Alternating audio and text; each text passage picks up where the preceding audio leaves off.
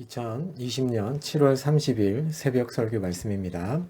이사야서 14장 24절에서 32절까지 말씀입니다.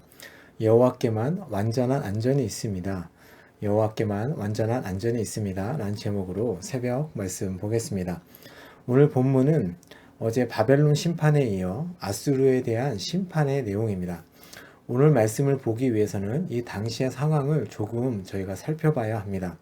주전 701년에 아수르에 의한 예루살렘의 포획 공격과 패배를 내다보는 오늘 본문 24절에서 27절의 말씀은, 그러니까 이 당시 이사야 선지자가 살고 있는 당시 현재 이스라엘에 일어나고 있는 일이었습니다. 그러니까 이스라엘은 지금 아수르에 의해서 포획 공격과 억압을 받고 있던 그 당시였던 것이죠. 이 포위 공격과 이 억압은 40년 전부터 주전 740년대부터 계속된 아수르의 팽창과 침략으로 인해서 시리아와 가나안 이 정세가 급박하게 돌아갈 때 있었던 일입니다. 예루살렘 왕궁은 그래서 주변 나라와 동맹 정치로 위기를 극복하려 할 때였습니다. 이때 이사야 선지자는 동맹 정치가 아니라 다윗 왕조의 보호자이신 여호와께 의존할 것을 주장하고 있는 것입니다. 우리가 지금 보고 있는 이 이사야서는 아수르가 바벨론에 의해서 멸망하고 아직 예루살렘은 바벨론에 의해서 멸망하지 않았을 때 수집되어서 배포되어진 그런 하나님의 말씀인 겁니다. 그러니까 이사야가 아수르를 향해 예언했던 내용은 이미 이루어져서 눈에 보여졌고, 바벨론에 대한 예언은 앞으로 성취될 것이라는 말씀인 것이죠. 그러니까 앞으로 이스라엘에게 바벨론에 대한 멸망 메시지는 그 땅에서 포로로 살아가는 백성들에게 위로의 말씀이 되는 것입니다. 그래서 우리가 어제 말씀 14장 1절에서 2절은 여호와께서 당신 계획에 따라 아수르를 정복하시고 예루살렘을 구해 주셨듯이 하나님의 계획에 따라 바벨론을 멸망시키시고 흩어진 자들을 다시 이스라엘로 데려올 것이라는 말씀인 것이죠. 그래서 오늘 본문 24절을 보시면 여호와께서 자신을 1인칭으로 드러내시면서 아수르 군대의 멸망을 맹세하십니다. 여호와께서 생각하신 것은 그대로 이루어지고 그분께서 결정하신 것은 그대로 성사됩니다. 이것이 24절의 내용입니다. 이 24절 말씀에 하나님을 믿는 백성이라면 어느 누구도 토를 달 수가 없죠. 하나님께서 하신다고 하면 바로 그렇게 된다는 말씀이기 때문에 그렇습니다. 여기에서 이루어지다라는 이 단어는 9장 6절에서 미래의 구원자로 태어날 한 아기에게 주어진 이름 가운데 하나인 기묘자 모사라는 단어와 어근이 같습니다. 그러니까 명사로 이루어진 단어가 기묘자 모사입니다. 민족들의 운명과 역사를 결정하는 주체는 바로 이스라엘 하나님 여호와이시다라고 말씀하고 있습니다. 땅의 모든 일은 그분의 계획과 결정에 따라 이루어져 갑니다. 세상 나라 간의 전쟁과 패권의 결정이 그들의 자신의 힘과 권력에 의해서 되는 것이 같지만 실제로는 여호와 하나님께서 그분의 계획을 실행해 나가시는 과정의 일부라는 것이죠. 이스라엘이 할 일이 있고, 역사 가운데서 이스라엘이 할 일이 있고, 아수르가 할 일이 있고, 바벨론이 할 일이 있다는 것입니다. 그분의 계획 안에서. 오늘 본문에서 그분의 계획은 아수르를 그분의 땅에서, 이스라엘 땅에서 쳐부수고 그분의 산들에서 짓밟아 이스라엘이 멍에에서 노임을 받고 그들의 어깨에서 짐을 벗어버리는 것이 하나님의 계획입니다. 그것이 25절에 나와 있습니다.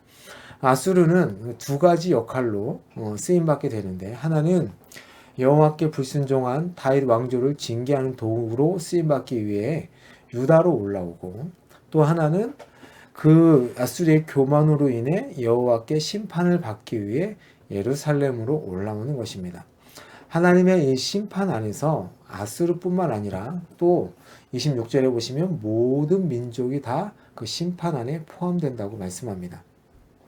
전에 이스라엘에게 펴졌던 그 손이 이제는 모든 민족에게 펴집니다. 세상의 어떤 권력도 그분의 결정을 꺾거나 되돌릴 수 없습니다. 어떠한 강대국이라도 하나님의 이 결정에 따를 수밖에 없습니다. 그렇기 때문에 이스라엘은 이 난국을 헤쳐나가기 위해서는 하나님을 의지하고 하나님을 붙들 수밖에 없는 것이죠. 그 후에 이제 27절까지 말씀에 아수르를 심판하시겠다고 말씀하시고 그 후에 28절부터 32절까지는 블레셋에 대해서 심판을 선포하십니다. 이 시기가 언제인가 하면 28절에 보시면 아하스 왕이 죽던 해라고 말씀합니다. 아하스 왕 다음이 누구 왕이냐면 히스기야 왕입니다. 그러니까 이제 히스기야가 왕으로 등극한 그 시기에 블레셋에서 사신이 파견됩니다. 그래서 32절에 보시면 그 나라 사신들에게 어떻게 대답하겠느냐라고 하나님께서 질문을 던지시죠. 블레셋이 예루살렘에 사신을 파견한 것은 히스기야 왕의 등극을 축하하기 위해서만 파견한 것이 아니고 히스기야와 정치적 협상을 하기 위해서도 찾아온 것입니다. 그래서 이사야가 블레셋의 멸망을 선포하고 사신들에게 답변할 말을 주었다는 것입니다. 히스기야 왕은 자신의 아버지와는 달리 반아수르 정책을 폈던 사람입니다. 그래서 블레셋은 히스기야가 아수르에 우호적이지 않으니까 그가 왕위에 등극하자 아수르 문제를 공동으로 대처하기 위해서 협상단을 파견한 것입니다. 29절에 이사야는 블레셋을 치던 압제자가 죽었다고 기뻐하는 블레셋 사람들에게 경고를 또 보냅니다. 너희는 기뻐하지 말아라. 더 잔혹한 자가 그 자르를 이어 통치할 것이다.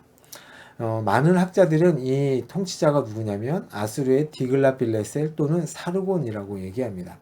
그러니까 억압하던 아수르 왕의 죽음에서 다시 주권을 회복할 좋은 기회를 보며 환호하는 블레셋 사람들에게 이사야 선지자는 더 혹독한 억압과 파괴가 일어날 것을 선포합니다. 그 땅에서 억압을 당했던 자들이 가난하고 힘없는 자들이 자유롭게 살게 되는 일이 30절에 일어난다고 말씀하죠. 또 하나님께서는 기근과 칼로 블레셋을 치십니다. 기근과 칼로 살아남는 자가 있다 하더라도 전쟁에 넘겨져 완전히 멸망을 당할 것이라고 선지자는 말합니다. 이에 그는 성문과 성읍을 의인화해서 애곡하라고 32절에 요청합니다. 그리고 선지자는 마지막으로 예루살렘 정치가들에게 블레셋 사신들에게 어떻게 대답해야 할지를 이제 가르쳐 줍니다. 오늘 말씀은 아수르와 블레셋을 향한 하나님의 심판의 메시지입니다. 예루살렘의 다윗 왕조의 구원과 보존은 역사를 계획하시고 주관하시는 하나님에 의해서만 가능합니다. 그분만이 피난처이시고 요새이십니다. 우리의 미래도 마찬가지로 여호와 하나님께 달려 있습니다. 그래서 우리는 역사가 하나님께 달려 있다는 이 사실을 기억해야 합니다. 역사가 겉보기에는 정치적, 경제적 사건들의 연속처럼 보이고 소수의 지도자들이 상황을 주도하는 것처럼 보이지만 실제로는 하나님의 계획을 실현해 가시는 과정이라는 이 사실을 우리가 기억하고 살아야 합니다. 우리의 믿음은 그분의 뜻과 계획이 실현될 것을 믿는 것입니다. 또 우리는 구원이 하나님의 손에 있다는 사실을 믿어야 합니다. 하나님께서 열국의 흥망성쇠를 결정하고 주관하신다면 또 구원도 하나님의 손에 있다는 것을 우리는 믿어야죠. 또 우리는 세상의 악과 동맹을 맺어서는 안 됩니다. 친아수르 정책을 폈던 아하스가 죽자 블레셋은 사신을 파견해 유다 왕에게 반아수르 동맹을 제안하죠. 하나님께서는 유혹하는 블레셋을 심판하겠다고 경고하십니다. 그리고 하나님은 유다에게 블레셋이 제안하는 반아수르 정책을 어떻게 답하겠느냐라고 물으십니다. 그 말은 블레셋을 의지하면 블레셋과 함께 망할 것이고 나 하나님을 의지하면 방패와 피난처가 내가 되어 주시겠다는 말씀입니다. 우리 또한 마찬가지입니다. 돈과 정치적인 힘에서 안전을 찾을 것이 아니라 하나님께만 완전한 안전이 있다는 것을 믿고 저희가 따라야 할 것입니다. 그 하나님만을 오늘도 믿고 그 하나님께 우리의 모든 삶을 맡기고 우리의 모든 상황을 맡기고 하나님께 살아가는 우리가 되기를, 여러분이 되기를 원합니다. 그렇게 살아감으로 하나님께서 주시는 그 완전한 안전함 가운데, 그 평안함 가운데 살아가는 여러분이 되기를 예수님의 이름으로 축복합니다. 제가 기도하겠습니다. 하나님 아버지, 이 세상의 모든 역사는 하나님의 뜻과 계획 가운데 움직이고 있다는 사실을 저희들이 잊지 않고 기억하며 살아가게 하여 주옵소서. 오직 하나님께만 구원과 안전함이 있음을 저희들이 믿으며 살게 하여 주옵소서. 세상의 정치적 안전과 이데올로기나 힘이나 돈이 안전한 것이 아니라 오직 우리 하나님께만 완전한 안전이 있다는 것을 저희들이 믿고 하나님께 모든 것을 맡겨 드리며 살아가는 삶이 되게 하여 주옵소서. 예수님의 이름으로 기도합니다. 아멘.